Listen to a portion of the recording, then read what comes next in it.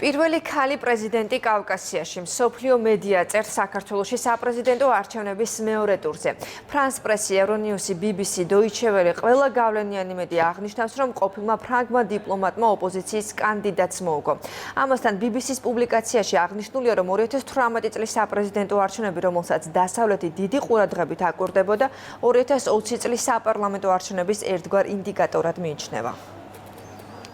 Former foreign minister and ruling party candidate Salom Zurabishvili's ყოფილი საგარეო საქმეთა მინისტრი საფრანგეთში დაბადებული სალომე ზურაბიშვილი საქართველოს პრეზიდენტი გახდება.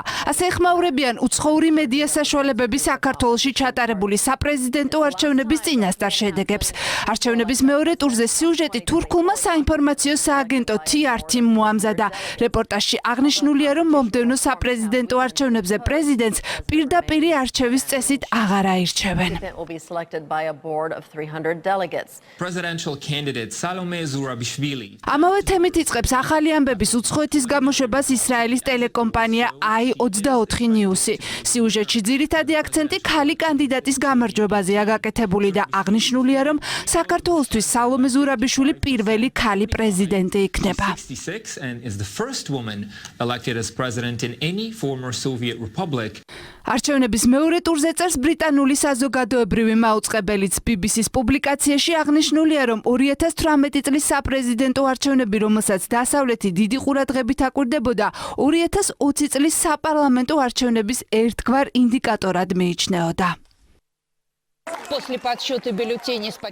მომავალ საპარლამენტო არჩევნებზე ამახვილებს ყურადღებას ევრონიუსის რუსული ბიუროც. სიუჟეტში ძირითადი აქცენტი კანდიდატების პოლიტიკურ წარსულზეა გაკეთებული. ჟურნალისტის თქმით, ვაშაძის გამარჯვება სავარაუდოდ ნიშნავდა იმას, რომ ნიდერლანდების სამეფოში მყოფი სააკაშვილი საქართველოში დაბრუნება შეეცდებოდა.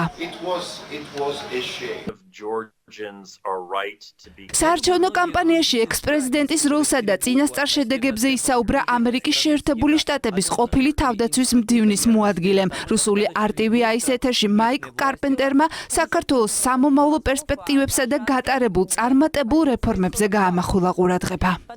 უდავოა, რომ რეგიონის ქვეყნებს შორის საქართველოში მეტნაკლებად განვითარებულია დემოკრატია. ამ ქვეყანაში ინსტიტუტები გაცილებით სწრაფად ვითარდება, ვიდრე რეგიონის სხვა რომელიმე ქვეყანაში. საქართველოს ნათელი მომავალი აქვს. მე ოპტიმისტურად ვარ განწყობილი. რა თქმა უნდა, არსებობს პრობლემები. რაც შეეხება სააკაშვილის ფიგურას, ვფიქრობ, მისი დაბრუნება ქვეყანაში დესტაბილიზაციას გამოიწვევდა. საპრეზიდენტო არჩევნებში გამარჯვებულ კანდიდატს დღეს ევროატლანტიკურ სტრუქტურებში საქართველოს გაწევრიანების აქტიური მხარდამჭერებიც ულოცავენ. განცხადება ტვიტერის გვერდზე ლიეტუვის პრეზიდენტმა გამოაქვეყნა და სალომე ზურაბიშვილს ქვეყნისა და ხალხის სამსახურში წარმატებები უსურვა.